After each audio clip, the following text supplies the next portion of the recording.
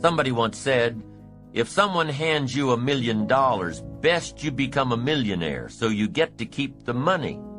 I'm telling you, success doesn't want to hang around an incompetent person. That's the problem with winning the lottery. The lack of self-development to be able to master it and keep it. And now the fortune is bigger than the person, rather than the person being bigger than the fortune. If you're a parent, use that as a challenge to grow personally. Use the challenge of parenting to grow. See what you can become. One ancient writer said this, "Here are some reassuring words. God's arm is not short." Aren't those reassuring words? God's arm is not short. You can't think of anything more pitiful than a God with a short arm.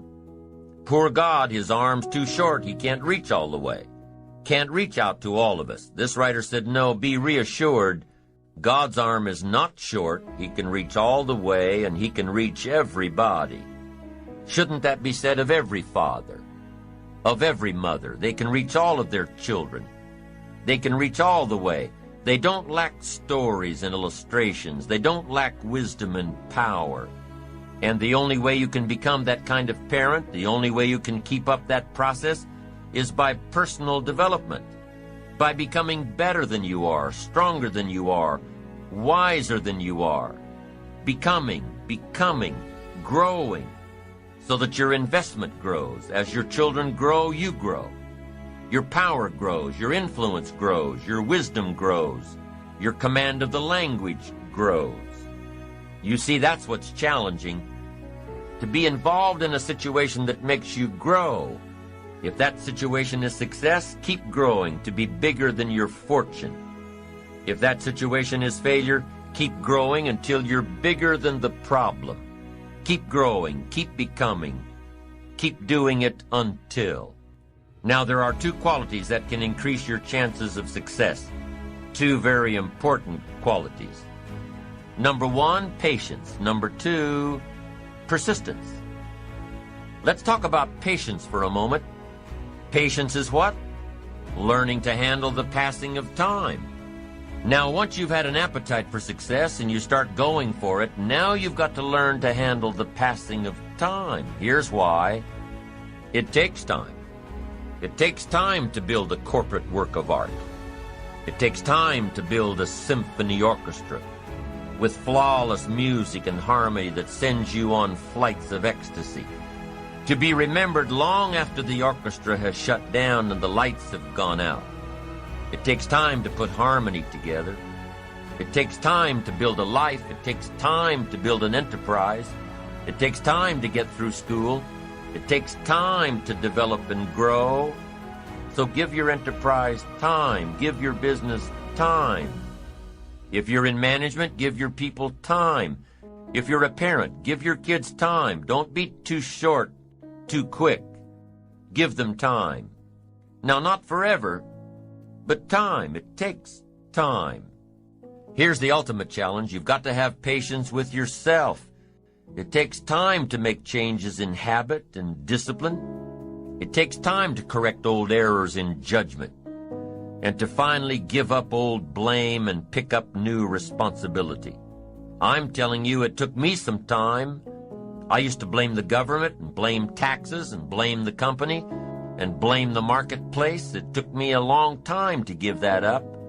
That was a pretty comfortable list to explain my empty bank account, pennies in my pocket, nothing in the bank, not doing well, embarrassed by my situation. It took time to give that up and only blame myself. That took a while. So have patience with yourself, number one. And number two, while you're dealing with the passing of time, number two is to keep doing it. Be persistent. Be tenacious. Keep doing it until. As long as you are patient and persistent, it's hard to elude success. As long as you maintain patience and persistence, tenacity, there's only one person, just one person, that will draw the line between success and failure. One person, and that person is you. So be patient. Be persistent. You need both patience and persistence together. And here's why. Lack of patience is probably the worst enemy of ambition. While your ambition keeps growing, keeps moving, keeps looking for new ways to succeed, impatience tends to grow frustrated. Impatience won't allow for persistence. Impatience wants to give up. Impatience calls discouragement failure. But your ambition won't let you give up so easily, not if you're persistent. What others may call failure, ambition calls a learning opportunity, a chance to make adjustments along the charted course to success. Ambition knows something else too. Ambition knows that the longer the achievement is in coming, the more valued it is. So let me give you a few aspects of patience, some examples that might help illustrate just how valuable it is. There are 6 aspects of patience, and here's number 1. Knowing when an opportunity is right and when more preparation is needed.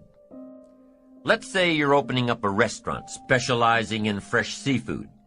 You're all excited to get going, get the money coming in instead of it all going out. You're all excited. So because you're all excited, you want to open early. Your impatience gets the best of you. And so you do, open before your scheduled grand opening. Customers start coming in. They're all excited about this new great restaurant. And everybody wants some fresh seafood. They're all ordering fresh seafood from the menu. But now you panic. You haven't got any. You're not ready. The fresh seafood shipment won't come in for a week. Impatience has just killed the restaurant. Now let's say you've got a great new product that's scheduled to come out on the market in the next several months.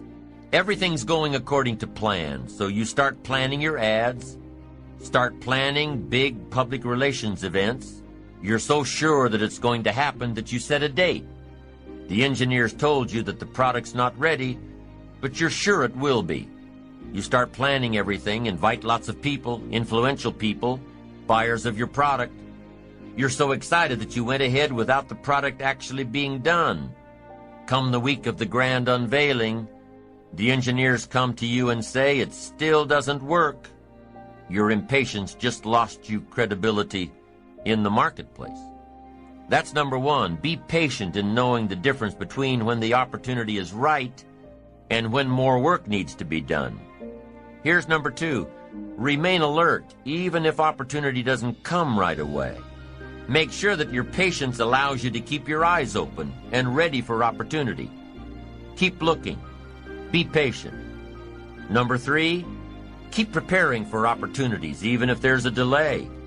Even if things aren't going just the way you think they should. Keep your disappointments at bay and keep getting ready for opportunities.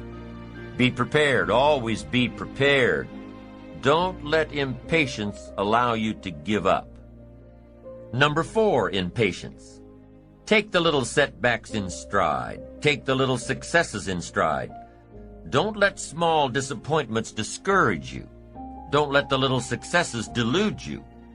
Avoid the emotional roller coaster that will always disrupt your plan. Number 5, if you're waiting on the decisions of others, be patient. You cannot control the decision-making abilities of others. You cannot control their timing. If your project was to come up before the board in one meeting and time ran out, and they moved your project to the top of the agenda for the next meeting, be patient.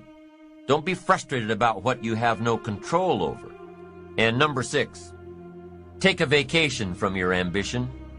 If you've been working day after day, week after week, month after month without a break, take a vacation from your ambition. The patient person, secure in their ambition, knows that the drive and ambition will still be there, even after some time off.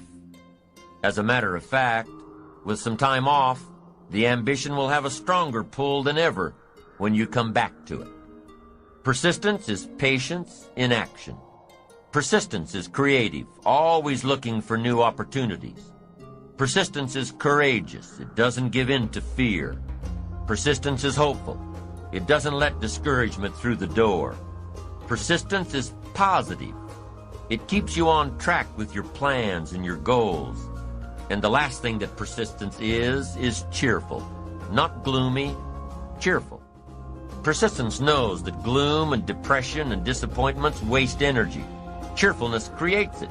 Patience and persistence are both required for success.